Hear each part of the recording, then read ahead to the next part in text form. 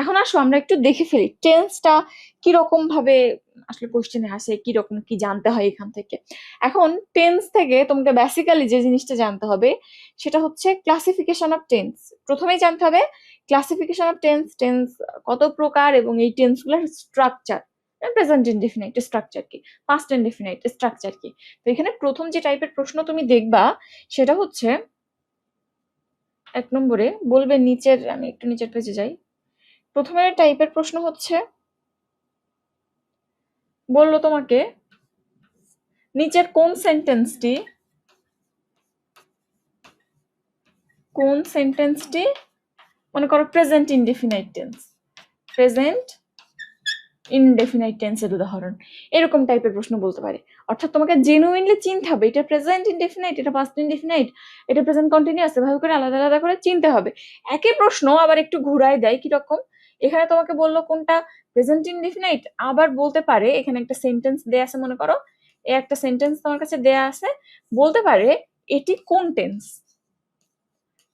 মনে করো না যে আপু এত সহজ জিনিস কেন বলছো, এগুলা ফালতু কথা, বাট এই টাইপের প্রশ্ন এত বেশি আসছে এবং ভুলও করো তোমরা। সো একটু দেখো কি টাইপের প্রশ্ন আসে, অধৈর্য হবে না, কারণ সবার কথা ভেবেই আমাদের ক্লাসটা অ্যারেঞ্জ করতে হয়। তাহলে এইটা হচ্ছে বেসিক প্রশ্ন, তোমাকে টেন্স দিয়ে দিতে পারে বা বলতে পারে নিচের কোনটা কোন টেন্স। এরপর হচ্ছে আরেকটা আছে যে চেঞ্জের পরিবর্তন, টেন্সের পরিবর্তন কিরকম। তোমার কাছে হয়তো প্রেজেন্ট টেন্স দেয়া আছে, প্রেজেন্ট ইনডেফিনাইট দেয়া আছে, তোমাকে বলবে এটাকে পাস্ট ইনডেফিনাইটে কনভার্ট করো তো, বা বললো এটা একটা প্রেজেন্ট ইনডেফিনাইট, এর পাস্ট ইনডেফিনাইটটা কেমন হবে। এটা কিন্তু 20-21 একবার আসছে, দেখছিলাম না আমরা, যদিও প্রশ্নটা ভুল ছিল। তাইলে এরকম একটা ইন্টারচেঞ্জ আসতে পারে। তাহলে তুমি যে টাইপের প্রশ্ন দেখো না কেন তোমার অ্যাকচুয়ালি জানতে হবে যে টেন্সের স্ট্রাকচারটা কিরকম হয়, কোন টেন্সটা দেখতে কিরকম হয়, তাহলে আমি চিনতে পারবো। আরেকটা হচ্ছে তোমার একটা সেন্টেন্স দেয়া থাকবে, এটা রাইট ফর্ম অফ ভার্বের সাথে যায়, যে সেন্টেন্সের মধ্যে মনে করো ইয়েস্টারডে লেখা আছে এবং তোমাকে বললো যে এই গ্যাপটা পূরণ করো, বা এখানে একটু মনে করো যে এরোনাস একটা সেন্টেন্স আছে, সেন্টেন্সটা ভুল আছে, বললে সঠিক ফর্মটা কি। তখন তোমাকে জানতে হবে যে টেন্সের কিছু আইডেন্টিফায়ার আছে, যেমন ইয়েস্টারডে থাকলে পাস্ট ইনডিফিনাইট হয়, জাস্ট না থাকলে প্রেজেন্ট পারফেক্ট হয়, নাও এট দিস মোমেন্ট থাকলে প্রেজেন্ট কন্টিনিউয়াস হয়। এই আইডেন্টিফায়ার গুলো জানতে হবে কোন টেন্সে কোনটা কাজে লাগে। সেখান থেকে কিন্তু আমরা অ্যাকচুয়ালি সেন্টেন্সটা কোন টেন্সে হবে সেটা আইডেন্টিফাই করতে পারি। এটা হচ্ছে 3 নম্বর প্যাটার্ন। আর 4 নম্বরে যেটা আসে সেটা হচ্ছে ট্রান্সলেশন। ট্রান্সলেশনে টেন্স না জানলে হবে, বলো? ট্রান্সলেশন অর্থাৎ তোমাকে বাংলায় একটা বাক্য দিয়ে দেবে, তোমাকে বুঝতে হবে যে এইখানে আসলে কোন টেন্সটা বুঝাচ্ছে। যেমন আমি ভাত খাচ্ছি, খাচ্ছি কন্টিনিউয়াস প্রসেস এবং বর্তমানের কথা বলছি, তাহলে প্রেজেন্ট কন্টিনিউয়াস। তাহলে এখানে ট্রান্সলেশনেও কিন্তু টেন্সের অপরিহার্য একটা ভূমিকা আছে। তাহলে বেসিক্যালি এই 4টে প্যাটার্নের প্রশ্ন আসে। এখন আমরা একটু প্যাটার্ন গুলা বা স্ট্রাকচার গুলো দেখবো। এখন তুমি যদি বলো আপু স্কিপ করে যাও, স্কিপ করতে পারি, জাস্ট একটু মানে আমি তোমাদেরকে দেখাই দিই। দেখো, আমরা যদি বেসিক্যালি ভাগ করি তাহলে টেন্সকে ব্রড হেডিং এ 3 ভাগে ভাগ করা যায়। কি কি? প্রথমত প্রেজেন্ট, দেন পাস্ট, দেন ফিউচার। এবং এই 3টা বেসিক ক্রাইটেরিয়াকে আবার প্রত্যেকটাকে 4 ভাগে ভাগ করা যায়। সবাই নিশ্চয়ই জানো, একটা হচ্ছে ইনডেফিনাইট, প্রত্যেকটার ক্ষেত্রে present indefinite, past indefinite, future indefinite. একটা হচ্ছে কন্টিনিউয়াস, কন্টিনিউয়াস 3টার ক্ষেত্রে 3টা কন্টিনিউয়াস থাকবে।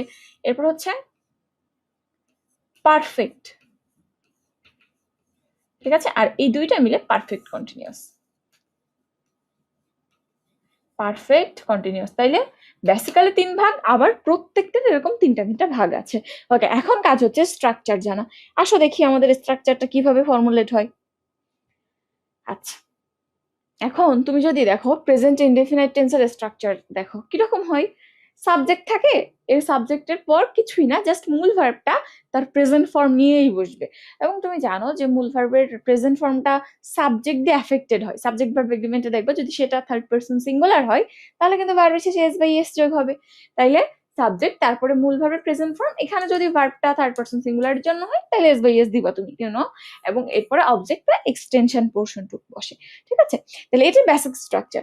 এরপর তুমি যদি পাস্টের ক্ষেত্রে যাও, এটা গেল প্রেজেন্ট ইনডেফিনাইট। তুমি যদি পাস্ট ইনডেফিনাইট ক্ষেত্রে যাও, পাস্ট ইনডেফিনাইটে একই রকম, প্রথমে সাবজেক্ট, তারপরে ভার্বের past form, just past form, আর কোনো পরিবর্তন নেই, তারপরে এক্সটেনশন, ঠিক আছে। এরপর তুমি যদি ফিউচার ইনডেফিনাইটের ক্ষেত্রে যাও, সাবজেক্ট, সাবজেক্টের পর শ্যাল উইল, তারপরে মূল ভার্বের বেস ফর্ম, দেন এক্সটেনশন। এবং তুমি জানো যে শ্যাল উইল, ক্যান, কুড, মে, মাইট এগুলো কিন্তু মোডাল অক্সিলারি, এবং মোডাল অক্সিলারির পর যদি কোনো ভার্ব আসে সেটা তার মূল ফর্মে বসে, কখনো তার সাথে এস বা ইএস যোগ করা যাবে না, কখনো আইএনজি যোগ করা যাবে না, কখনো পাস্ট করা যাবে না, এটা তুমি জানো। ওকে, তাহলে এটা গেল তিনটা ইনডেফিনাইটের। এরপর দেখো, মানে সব তো আর লাগে না, তুমি কিছু জিনিস দেখে বুঝতেই পারবা যেগুলো ইনডিফিনাইট এগুলো কন্টিনিউয়াস। তুমি যদি কন্টিনিউয়াস এর ক্ষেত্রে বলো, কন্টিনিউয়াস এর আইডেন্টিফায়ার যেখানে ভার্বের সাথে আইএনজি থাকবেই, মাস্ট, আইএনজি মাস্ট। এবং কোন সেন্টেন্সে কোনো ভার্বে আইএনজি যোগ করতে হলে অবশ্যই এখানে একটা সাপোর্টিং অক্সিলারি লাগে। প্রেজেন্টের ক্ষেত্রে সে অক্সিলারি হচ্ছে অ্যাম, ইজ, আর। কোনটা কিসের ক্ষেত্রে বসে তুমি জানো নিশ্চয়ই। পাস্টের ক্ষেত্রে হচ্ছে ওয়াজ, ওয়্যার, এবং সাধারণত আমরা ফিউচারের ক্ষেত্রে শ্যাল বি, উইল বি দিয়ে থাকি। শ্যাল বি, এই বিটা কিন্তু তুমি জানো যে এই অ্যামিজার বা ওয়াজ ওয়্যার এর মূল ফর্মটা কি? মূল ফর্ম কিন্তু বি ভার্ব। আমরা যখন অক্সিলারি পড়ছিলাম দেখছিলাম বি এর আন্ডারে অ্যামিজার, ওয়াজ ওয়্যার, বিন এগুলা থাকে। সো যেহেতু শ্যালের পর বসছে, বেস ফর্মে বসছে, এই জন্য অ্যামিজার না হয়ে মেইন ফর্ম বিতে বসছে। অ্যাকচুয়ালি এই জিনিসই মেইন ফর্ম। শ্যাল বি বা উইল বি,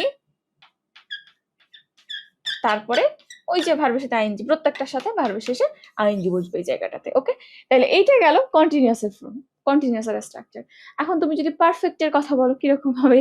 পারফেক্টের ক্ষেত্রে যেটা বৈশিষ্ট্য সেটা হচ্ছে ভার্বের পার্টিসিপল ফর্মটা বসে, পাস্ট পার্টিসিপল ফর্মটা অবশ্যই থাকবে, এবং একে সাপোর্ট করার জন্য অক্সিলারি থাকতে হবে। প্রেজেন্টের ক্ষেত্রে সেটা হ্যাভ, হ্যাজ হয়, পাস্টের ক্ষেত্রে হ্যাড হয়, আর ফিউচারের ক্ষেত্রে শ্যাল হ্যাভ, উইল হ্যাভ, এরকম থাকে, ঠিক আছে।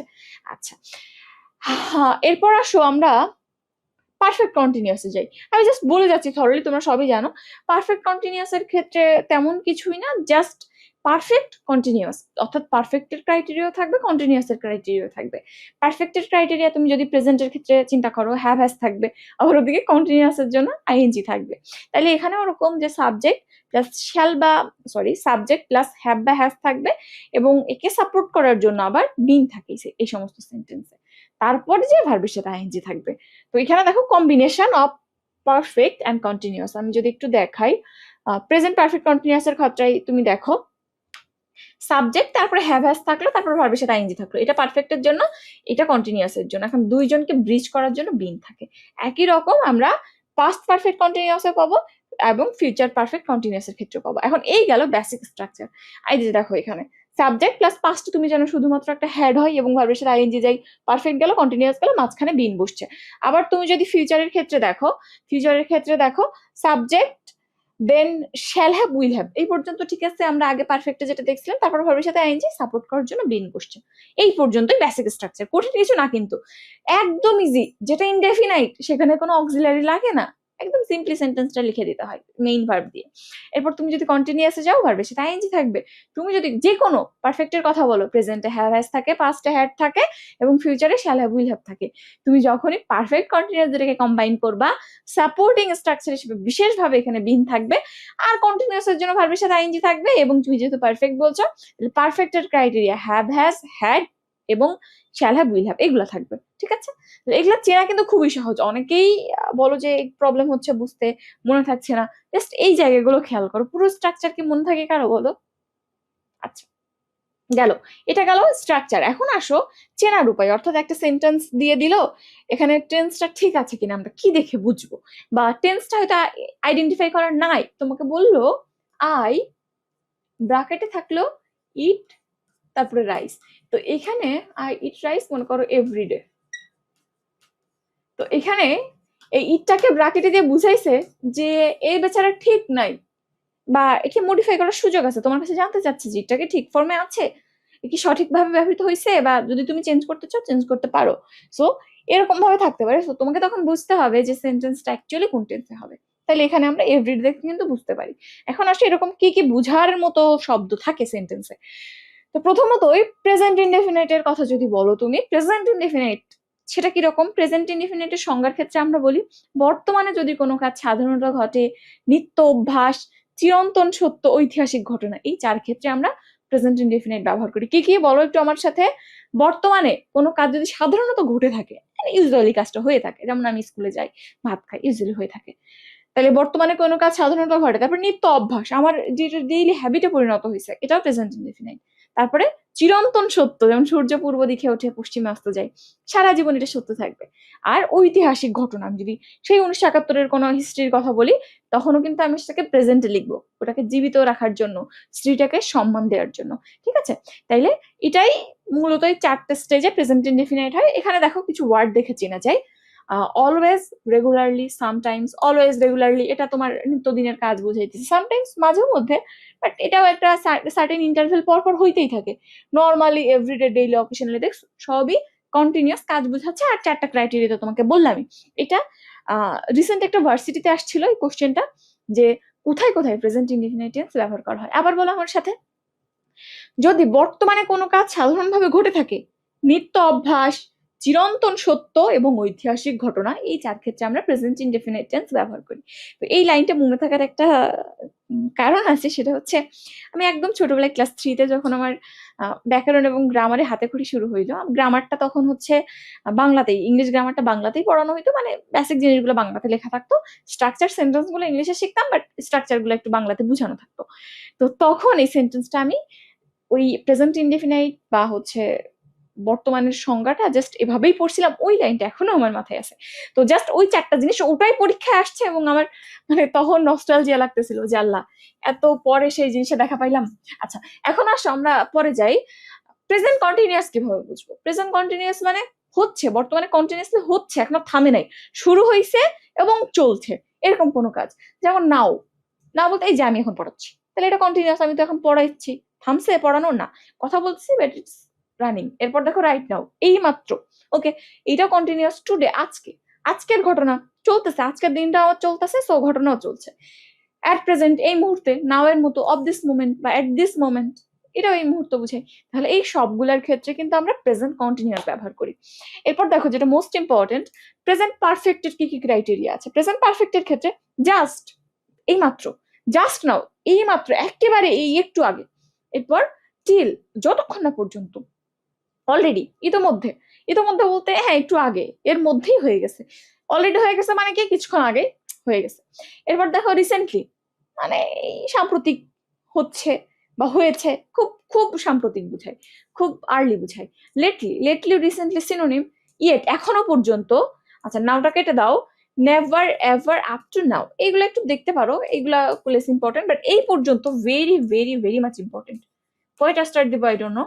দেখো just, just now, already, recently, lately, yet, এই পর্যন্ত ভেরি মাচ ইম্পর্টেন্ট। যদি কোনো সেন্টেন্সে এই ওয়ার্ডগুলো থাকে, অবশ্যই অবশ্যই সেখানে প্রেজেন্ট পারফেক্ট টেন্স হবে, অন্য কিছু হওয়ার সুযোগই নেই। ঠিক আছে, ওকে। এবার প্রেজেন্ট পারফেক্ট কন্টিনিউয়াস কি কি থাকে? প্রেজেন্ট পারফেক্ট কন্টিনিউয়াস সাধারণত আমরা কমপ্লেক্স সেন্টেন্সের ক্ষেত্রে দেখতে পাই, এবং 2টা স্ট্রাকচার ফলো করা হয়। এটা নিয়ে ঝামেলা লাগে না, 2টা স্ট্রাকচার ফলো করা হয়। কিরকম? এখানে হয় সিন্স থাকে বা ফর থাকে। তোমাকে সেন্টেন্স বললেই তুমি বুঝবে। যেমন আমি যদি বলি I have been eating rice since 15 minutes বা ফর 15 মিনিটস, আমি দুইটাই বলি, সিন্স ফর, দুইটা দুই ক্ষেত্রে ব্যবহৃত হয়। আবার আমি যদি বলি যে it has been raining since Sunday বা ফর সানডে, এরকম স্ট্রাকচার। তো তুমি এরকম সেন্টেন্স প্রচুর শুনেছো। 2টা স্ট্রাকচার কেন বললাম? একটা সিন্সের স্ট্রাকচার, একটা ফরের স্ট্রাকচার। তো বেসিক প্যাটার্ন এইটাই, যে কোন একটা কাজ কখন থেকে শুরু হয়ে চলছে, এরকম একটা কনসেপ্ট দেয়, এবং সিন্স বা ফরের পর ওই যে কখন শুরু হয়েছে সেটা ইন্ডিকেট করা থাকে। ওকে, তাহলে এটাই প্রেজেন্ট পারফেক্ট কন্টিনিউয়াসের স্ট্রাকচার। সিন্স বা ফর থাকলে এবং এরকম টাইম ইন্ডিকেট করলে সেটা প্রেজেন্ট পারফেক্ট কন্টিনিউয়াসে যাবে। এখন কথা হচ্ছে কোথায় সিন্স বসে, কোথায় ফর বসে। আমি তোমাকে মেস আপ করে দুইটা কিন্তু ভুলভাল বলে দিলাম, এখন তুমি আমাকে বলো কোথায় সিন্স বসে, কোথায় ফর বসে। আচ্ছা, এখন সিন্স মানে থেকে অর্থ প্রদান করে, থেকে। যেমন আমি যদি বলি রবিবার থেকে বৃষ্টি হচ্ছে, সকাল থেকে বৃষ্টি হচ্ছে, 2 দিন থেকে বৃষ্টি হচ্ছে আমরা বলি না, কিন্তু বলি 2 দিন ধরে বৃষ্টি হচ্ছে। তো ফর মানে ধরে, আর সিন্স মানে থেকে। তাইলে যে সময় শুরু হয়েছে, শুরুর সময়টা যদি উল্লেখ থাকে তাহলে সিন্স হয়।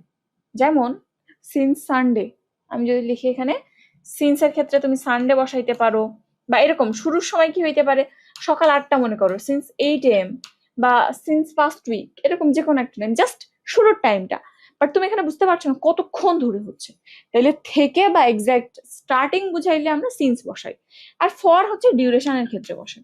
কতক্ষণ ধরে হচ্ছে, কখন হচ্ছে সেটা বুঝতে পারবো না, বা ডিউরেশনটা বুঝতে পারবো। যেমন আমি যদি বলি 2 ঘন্টা ধরে বৃষ্টি হচ্ছে, আমি তোমাকে একটা মেসেজ দিলাম 2 ঘন্টা ধরে বৃষ্টি হচ্ছে, এখন তুমি ইনবক্সে যে সিন করছো, তো টাইমটা দেখতে পাচ্ছ না যে আপু কখন সেন্ড করছিল। পেজের মেসেজ অনেক সময় টাইম দেখা যায় না, হয় না? তো তুমি টাইমটা দেখতে পাচ্ছ না, এখন তুমি কিভাবে বুঝবা যে কখন শুরু হয়েছিল বৃষ্টিটা, ঠিক এখনো কি হচ্ছে কিনা? তো ফরের ক্ষেত্রে ডিউরেশন বোঝা যায়, বৃষ্টি কতক্ষণ হয়েছিল, আর শুরুর টাইমটা বোঝা যায় না। ঠিক আছে, তাহলে ফর ডিউরেশনের ক্ষেত্রে ব্যবহার করা হয়, আর সিন্স স্টার্টিং এর ক্ষেত্রে কখন শুরু হয়েছে বুঝবা, বা ডিউরেশনটা বুঝবা না। ভেরি মাচ ইম্পর্টেন্ট, এটা একটু দেখিও, ভার্সিটিতে একবার প্রশ্ন আসছিল যে সিন্স কি ইন্ডিকেট করে, ডিউরেশন অফ টাইম নাকি পয়েন্ট অফ টাইম। তো সিন্স এর ক্ষেত্রে আমরা জাস্ট মনে রাখবো since point of time indicate করে, পয়েন্ট অফ টাইম যে পয়েন্টে শুরু হচ্ছে, আর for duration of time indicate করে। মনে থাকবে, এটা কিন্তু ভার্সিটির কোশ্চেন এবং ভেরি মাচ ইম্পর্টেন্ট। মেডিকেলে আসবে না কে জানে, আসতেই পারে। দেখবো ভার্সিটি মেডিকেলের কোশ্চেন প্যাটার্নে খুব একটা পার্থক্য নাই, এবং বর্তমানে তো প্যাটার্নটা আরো মিলে যাচ্ছে, এত পরিমাণ গ্রামার আসছে এবার ম্যাটে। তোমরা সবাই তো ম্যাট দিয়ে আসছো, এখানে যারা আসছো সবাই সেকেন্ড টাইমার না, নাকি ফার্স্ট টাইমার কেউ আছো? ফার্স্ট টাইমারদের পরীক্ষার মাঝে অনেক গ্যাপ পড়ছে, বুঝছো? এখন ওরা সবাই কোচিং শুরু করে দিছে, ক্লাস শুরু করে দিছে। নাপ এক্সট্রাতে তো ক্লাস করছে, এর পাশাপাশি কোচিং এ যাওয়া শুরু করছে। ইয়েস, ফর হচ্ছে ধরে বোঝাই, আর সিন্স থেকে বোঝাই। আচ্ছা, আমি এখন সিঙ্গেল, সামনেও সিঙ্গেল থাকবো, এটা হচ্ছে চিরন্তন সত্য, বুঝছো? কে বলতেছে এই কথা? বসফরাস প্রণালী। আচ্ছা, কথা হইতেছে তোমাদের এই কিছু স্টুডেন্টের তো উইয়ার্ড নাম, মানে আমি পড়তেই পারি না। একজন আছে গরিবের আবার প্রোফাইলের নাম, একজন আছে সোডিয়াম ক্লোরাইড, তারপরে এরকম উদ্ভট উদ্ভট নাম রেখে, আরেকজন ওই যে কি আছে ত্রিসাম্প্রতি প্রহৃষ্ট নাকি এই জন্য যেন গতবার ছিল একজন, আরো কয়েকজন আছে, আমি আর তাদের নাম উচ্চারণ করতে পারছি না। আচ্ছা, এখন আসো পাস্ট ইনডিফিনিটের কি কি আইডেন্টিফায়ার আছে। পাস্ট মানে অতীতে হয়ে গেছে, তো এই ক্ষেত্রে সাধারণত গতকাল, যেমন স্টারডে। তারপরে অনস, একদা, অনেক আগে, অনস একদা বা অনেক আগে বুঝাই। তারপর দেখো দ্য ডে বিফোর ইয়েস্টারডে মানে গত পরশু দিন, দ্য ডে বিফোর ইয়েস্টারডে, তাহলে বিফোর ইয়েস্টারডে মানে গত কালকের আগের দিন, দ্যাট ইজ, এটা কিন্তু পরশু বুঝাই। দ্য ডে আফটার টুমোরো মানে আগামী পরশু, are the day before yesterday মানে গত পরশু। ঠিক আছে, এরপর দেখো লং সিন্স, দীর্ঘদিন ধরে। লাস্ট নাইট, গত রাত্রে, লং এগো অনেক আগে, লাস্ট নাইট হয়েছে গত রাত্রে। ওকে, অ্যাজ সুন অ্যাজ মানে হয়ে গেছে, হ্যাঁ। এটা পাস্টের ক্ষেত্রে ম্যাক্সিমাম ব্যবহার করা হয়। Last plus something, last plus something বলতে লাস্ট নাইট হইতে পারে, লাস্ট ডে হইতে পারে, লাস্ট উইক হইতে পারে, last month, last year, anything, যে কোনো একটা মোমেন্ট বা টাইম এখানে উল্লেখ থাকে। এগুলো সব পাস্টের আইডেন্টিফায়ার, পাস্ট ইনডিফিনাইট। ওকে, পাস্ট কন্টিনিউয়াসে কি হয়? ন্যারেশন চেঞ্জ করছো না, ন্যারেশন চেঞ্জে প্রেজেন্ট কন্টিনিউয়াস এর নাও কি হয়ে যায়, দেন হয়ে যায়, at this moment, at that moment হয়ে যায়। তো এই যে এগুলা দেখো, now, then, at this moment, at that moment, at this time, at that time, today, that day, just ওগুলাই চেঞ্জ করে দিয়ে যেটা হয় সেটাই পাস্ট কন্টিনিউয়াসে ব্যবহৃত হয়। ওকে, ফিউচারের ক্ষেত্রে খুব ইজি, পাস্টের মতোই, ওটা গত দিন হয়ে যাচ্ছিল, গত বিগত সময়ের, এটা পরবর্তী সময় হবে, যেমন নেক্সট পরে, টুমোরো আগামীকাল, নেক্সট উইক পরবর্তী সপ্তাহ, নেক্সট কামিং পরবর্তী সময়, এনজুইং মানে আগামী। তাহলে এই সবগুলা অতীতের আইডেন্টিফায়ার। ঠিক আছে, তাহলে এই পর্যন্ত ছিল আমাদের আইডেন্টিফায়ার। এখন তাইলে বলো, আমরা কত ইজি জিনিস একবারে দেখে ফেললাম।